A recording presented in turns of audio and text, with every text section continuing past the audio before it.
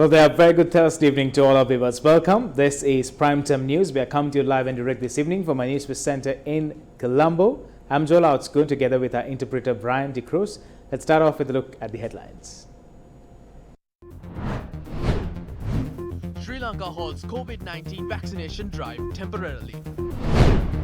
Who influenced the transfer of the Chilau Assistant Police Superintendent? මගේ ලිපිය කියන්නේ මේ නිලධාරීන් සම්බන්ධයෙන් පරීක්ෂණයක් සිදු කරන. Accident in Haggala claims 3 lives. US Department of State issues report on Sri Lanka's human rights situation, including media freedom. China blocks UN Security Council sanctions against Myanmar's military junta.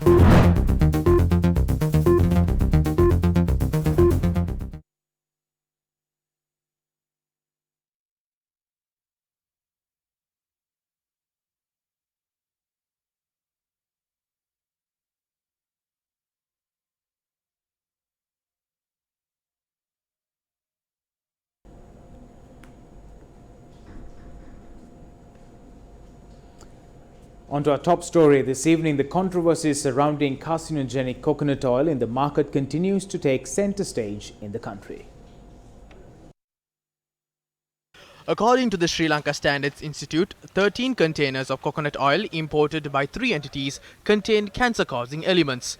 The Standards Institute added that an order had been issued to return these consignments due to health risks associated with consuming it. However, the consignments of carcinogenic coconut oil have been transferred from the customs bonded warehouse and released to the storages of the importers. The Customs Director General said that the consignments were transferred to the storage facilities of importers due to insufficient space in the customs warehouse. It was against such a backdrop that the Dankotua police had seized 2 bowsers belonging to an importer containing substandard coconut oil. The bowsers had been brought to the bonded warehouse of the Customs Department by disregarding an order issued by the Maravilla magistrate. Accordingly, the magistrate had ordered the Inspector General of Police to conduct an immediate investigation into the matter. Meanwhile, the Consumer Affairs Authority has said that tests are still being carried out on oil stocks believed to contain carcinogenic substances.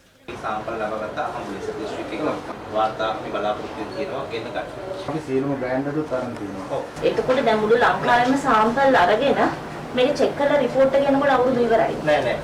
යවපු sample වල වාර්තා ටිකක් මේ පරිගමින් අපි ඉල්ලලා තියෙනවා. ඒ වාර්තා ටික අපිට ලැබෙනවා. පොලිස් අත්අඩංගුවේ තියෙන බවුසර් දෙකක් නැවත ගේනවා. ඒකට මෙච්චර විශ්වාසවන්තව මේ හමුදා නිලධාරීන්ව පත් කෙරුවා මේවා පාලනය කරන්න පුළුවන් කියලා. නමුත් දැන් ඒ සියල්ලම බිඳ වැටලා තියෙනවානේ. The Customs Department has handed over the stocks of substandard oil to the importers for it to be stored in their facilities. This is an absurd mechanism. What sort of law is this? Did financial power prevail over the accountability of officials? Have the so-called patriots exposed the lives of the people to risk? The entire country awaits the action that would be taken against these so-called patriotic individuals involved in this matter. ක්‍රියාවට සම්බන්ධ පුද්ගලයෝ මොනවද ඒ අයට විරුද්ධව ගන්න ක්‍රියාමාර්ග මුළු රටම බලාගෙන ඉන්නේ. ප්‍රමිතිය පරීක්ෂා කරලා බැලුවා. They tested the quality of the stocks and found that the oil containing carcinogenic substances. How were the oil stocks released to the market? An ordinary person had provided a tip-off on 2 oil bowsers of substandard oil. They seized the bowsers after the people pointed it out. These bowsers have been handed over to Customs Department. The consignments were released since the Customs could not inspect them. Did they abide by the court order? The court issued an order to avoid releasing the bowser. Who issued an order against that? Therefore, there is no point in having informants and intelligence units. 2 controversial incidents have taken place in April. It seems that there is no difference between Sirisena and Nandasena. ඒකත් එකයි මේකත් එකයි දෙකම එකයි. සිරිසේන නන්දසේන දෙකම එකයි.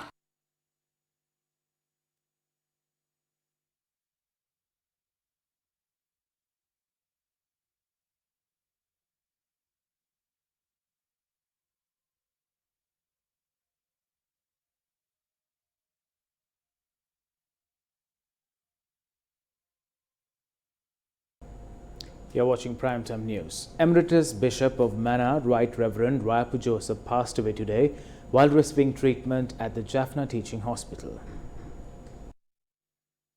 The Emeritus Bishop was born on the 16th of April in 1940 in Nedandiva, Jaffna, and is a past pupil of St. Patrick's College in Jaffna. Right Reverend Raip Joseph was an alumnus of the Pontifical Urbaniana University in Italy and was ordained as a priest in December 1967. In July 1992, he was appointed as a Bishop of Mena and was elevated as a bishop in October 1992. The emeritus bishop struggled to protect the shrine of Our Lady of Madhu in Mena during the war was one of the main highlights during his career. His Eminence Emmanuel Fernando, Bishop of Mena, said Raip Joseph has rendered a yeoman's service towards the upliftment of the Catholic community of Sri Lanka. The remains of the emeritus bishop has been placed at the St. Mary's Church in Jaffna and will be taken to the St. Sebastian's Cathedral in Mena.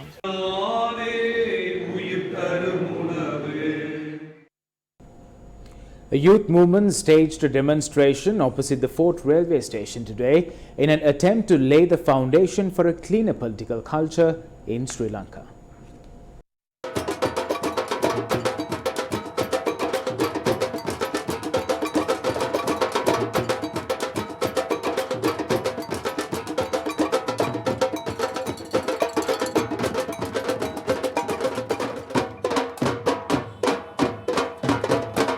The event was organized by the Alut Piyapat movement. That's all.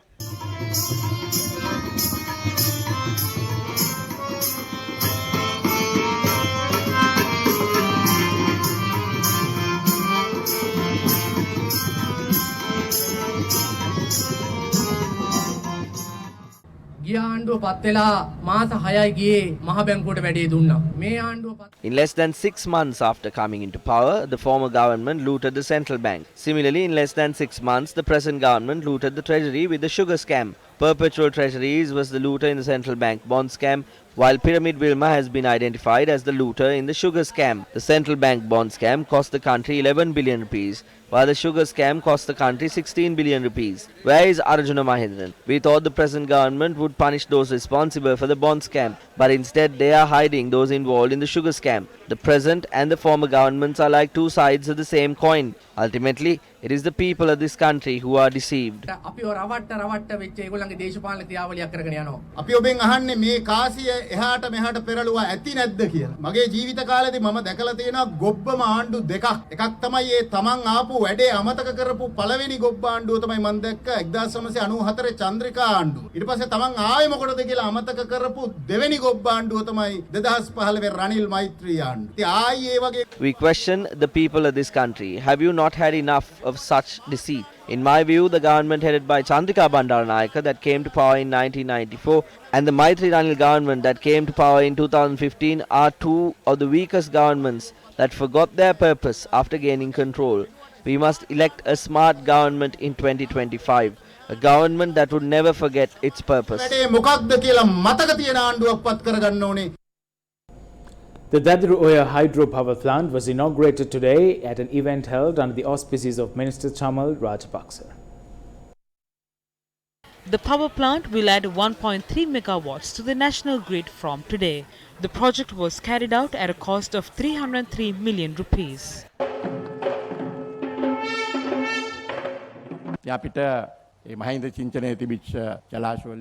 The Ramakan Oya Dam in the Ampara district was built under the Mahinda Chintanaya policy. They are lands that have been developed there. Most of the environmentalists are representatives or non-governmental organizations. I have looked into several NGOs' objectives and their sources of income. They are provoked through funding. If lands are not developed following the construction of a VAVA, and if it is not carried out with the best interest of the people at heart, then there is no use of it being constructed in the first place.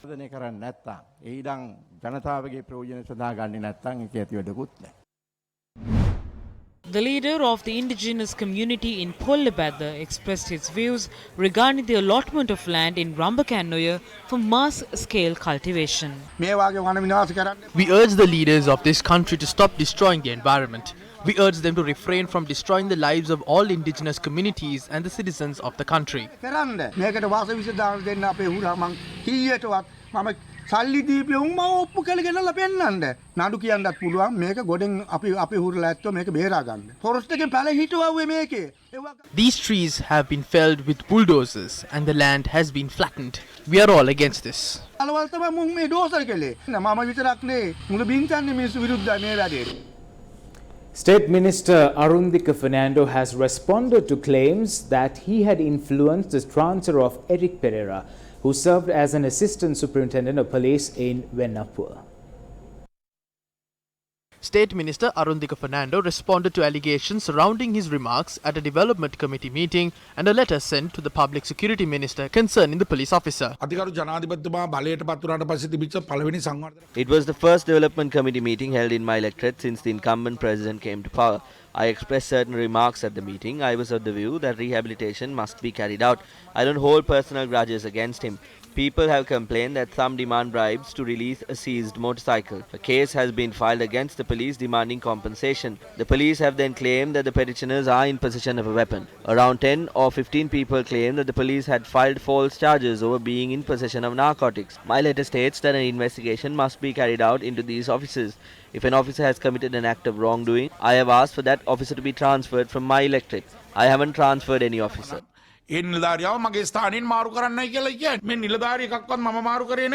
These were the excerpts of a conversation between the state minister and the assistant superintendent during the development committee meeting.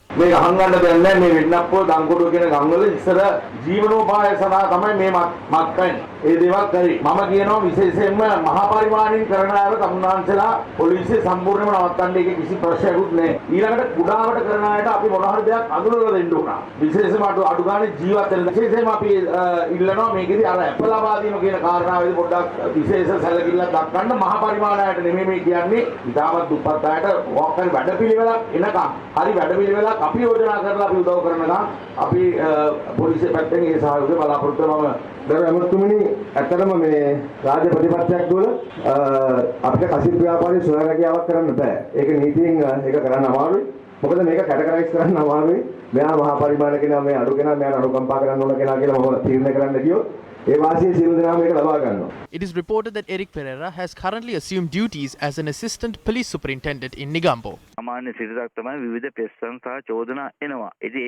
Various accusations can be made. The transfer had been made while investigating these accusations. That is because he can't continue to hold office in the same capacity amidst an investigation. Therefore, we transferred him to Negombo based on his request. The investigations are still ongoing. Therefore, we cannot reveal the allegations that have been made. It would not be fair for the police officer concerned as well. Therefore, it is wrong to suggest that this had taken place due to political interference. Police have launched an investigation into the death of a 48-year-old resident of Kalabovila who was arrested for the possession of cannabis on the 19th of last month and hospitalized twice after being released on bail. He was severely injured. He sustained injuries on his head and back. He was hospitalized for 5 days. Although the judicial medical officer asked him to stay back at the hospital since he was severely wounded, they discharged him. They asked him to keep quiet, and thereafter he would be granted bail. He then said that they did not beat him up. He couldn't walk without support. He could not stand upright. We admitted him at around 4 a.m. yesterday. He kept saying that he was in pain. This was a planned attack. The spouse of the deceased said that the post-mortem examination carried out had revealed the cause of death as pneumonia. They are claiming that the cause of death was pneumonia. The organs have been sent for testing. We cannot exactly say whether the reason for the death was pneumonia. Individual arrested for the possession of 50 grams of cannabis. Suspect produced before the court on the 19th of March. Court imposes a fine of 10,000 rupees after suspect pleads guilty. Suspect admitted for treatment at the Colombo South Teaching Hospital in Kalabovila on the 21st of March. Individual discharged on the 25th of March after obtaining treatment. Suspect admitted to the hospital on the 30th of March again. Suspect dies on the 31st of March. An assistant superintendent of police said that investigations into the death are currently underway. State Minister Dr. Sudarshini Fernandopoulos has said that a decision has been made to suspend the COVID-19 vaccination drive in the country. This was after India announced that it would temporarily halt the exports of the Oxford AstraZeneca vaccine due to an increase in infections. State Minister of Primary Healthcare, Epidemics and COVID Disease Control, Dr. Sudarshini Fernandopoulos said the government expects to receive the AstraZeneca COVID-19 vaccine by the end of this month. She added that around 230,000 doses of the vaccine would be administered as the second dose for individuals who received their first dose since the 29th of January. Meanwhile, the State Pharmaceuticals Corporation had said that India's Serum Institute has not responded to requests for another consignment of the Oxford AstraZeneca jab. 900,000 doses of the vaccine have been administered using the 1,264,000 jabs that were brought down to the country. The State Pharmaceutical Corporation, the authorized agent for the importation of the Oxford AstraZeneca COVID-19 vaccine, has signed an agreement with the Serum Institute of India to obtain 1.5 million doses of the vaccine. However, only 500,000 doses of the vaccine have reached the country so far. Sri Lanka is also yet to receive 500,000 doses of the vaccine that was due to reach the country last month. Meanwhile, the State Pharmaceutical Corporation has entered into an agreement to purchase 7 million doses of the Russian Sputnik V COVID-19 vaccine. General Manager of the State Pharmaceutical Corporation, Dinusha Dasanayaka, told Newsfirst that the chairman of the State Pharmaceutical Corporation, Dr. Prasanna Gunasena, signed an agreement with the Russia's Gamaleya Institute, which manufactures the Sputnik V jabs. According to the agreement, the first consignment of Sputnik V COVID-19 vaccines will arrive in Sri Lanka by mid-May. 600,000 doses of China's Sinopharm COVID-19 vaccine reached Sri Lanka yesterday. Former Health Minister Dr. Rajitha Senaratne expressed his views in this regard today. The National Medicines Regulatory Authority had not approved the Sinopharm COVID-19 vaccine. I have the complete report of the expert committee comprising Dr. Rajiva De Silva, Dr. Ananda Vijay Vikrama, Professor Neelika Malavige, Dr. Kanti Nanayakara, Professor Arunachalam Padmeswaran, Professor Channa Ranavaka, Dr. Hasita Tisera and Dr. Lakkumar Fernando. The Chinese vaccine manufacturer has not submitted any details that the expert committee had requested. Therefore, we do not recommend this vaccine as we are not aware of its efficacy. The Chinese manufacturer has not responded to 10 of the 11 requirements set out by the expert committee in Sri Lanka. The Chinese vaccines arrived in the island against a backdrop where a committee of 8 medical experts rejected it. The NMRA says that it has granted temporary approval for the Chinese vaccine as Sri Lanka received it free of charge. This vaccine is yet to be accepted officially by the World Health Organization and the Chinese manufacturer is yet to submit their report on the vaccine. In other words, this is only a political assurance and not a medical recommendation.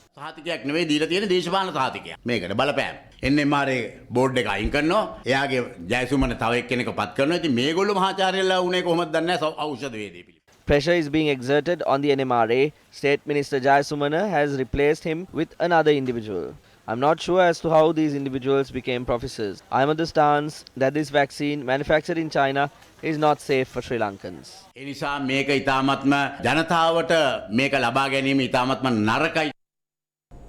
3 women died following a collision between a 3-wheeler and a lorry in Haggala, Nuwara early today.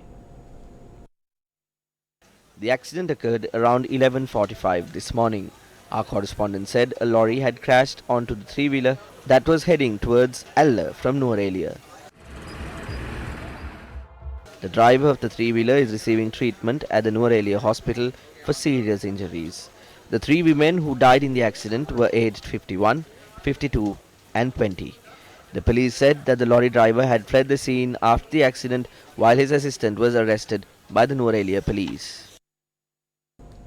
Convening a media briefing today, the National Movement for Law Reforms expressed these views about the Colombo Port City Economic Commission Bill. We are of the stance that the Port City Bill poses a threat to Sri Lanka's sovereignty. Under this bill, an institution that competes against a government has been established as a commission. In our view, this establishment hints at an institute with features similar to a federal system. According to our constitution, the Parliament has powers over public finance. We are of the view that this bill takes away these powers from the Parliament. This bill paves the way for establishing a fund that will not fall under the purview of the Parliament. This bill encourages activities such as betting, casinos and prostitution. If an individual's rights are violated within the port city, will that individual be able to take legal action against it? බලය අපිට port සිටි එක ඇතුලේ ක්‍රියාත්මක කරන්න පුළුවන්ද?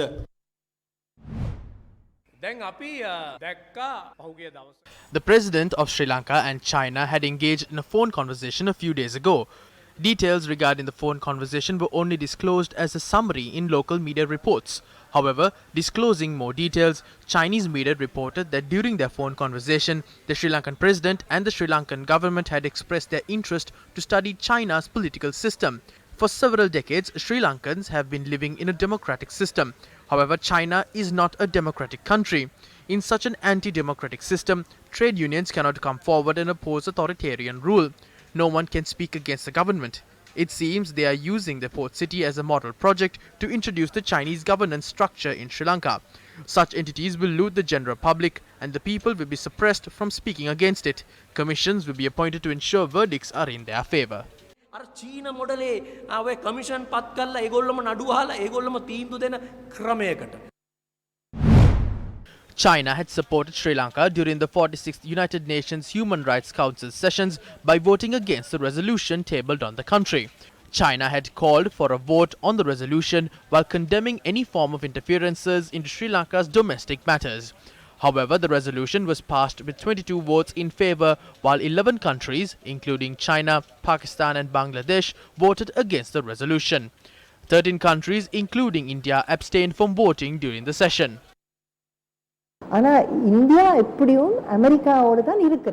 India is aligned towards the USA. Even in 2012, India worked together with the USA. This move is in line with their stance that they should act against China.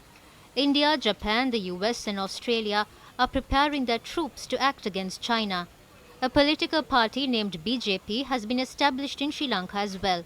Why should such a political movement be established in our country? In my view, this is an attempt to create ethnic conflicts for their personal benefit.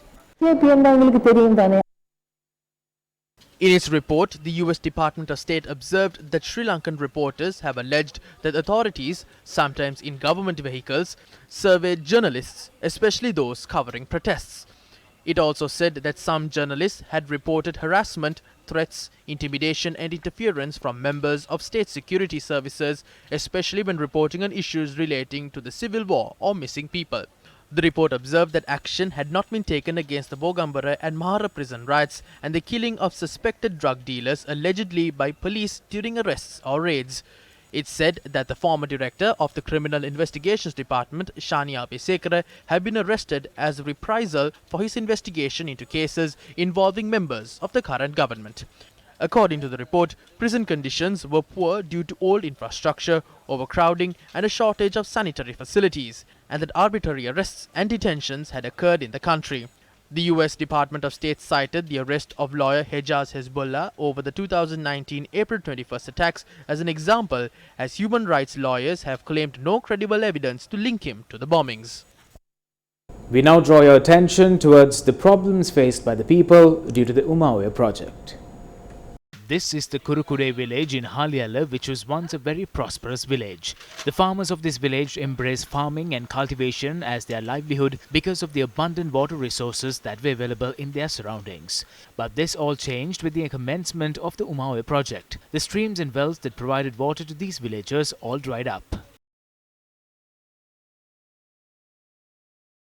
Back then, we had enough water for the entire village. We had water everywhere, but today the wells and streams have dried up. The solution for these issues is still pending. We don't have access to clean drinking water anymore. The villagers are lost with nothing left to do. We have become desperate. We have no water for farming anymore.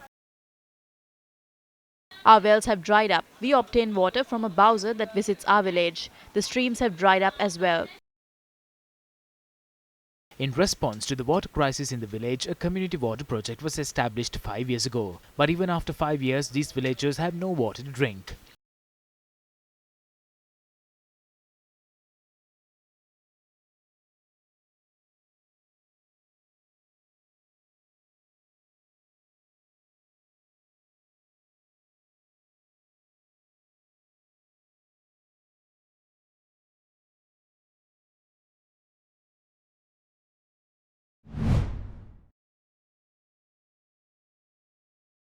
Claims of deforestation are made upon seizing a lorry transporting timber. They also stirred up a rumor on coconut oil to test whether the people will be deceived by falsehood. They are doing this only because President Gotabaya Rajapaksa visits rural areas of the country every week to provide solutions to the problems faced by the people. Therefore, the opposition is trying to fool the public by feeding misinformation about the ruling faction to the people. But we know that the public is smart enough to differentiate what is true and false.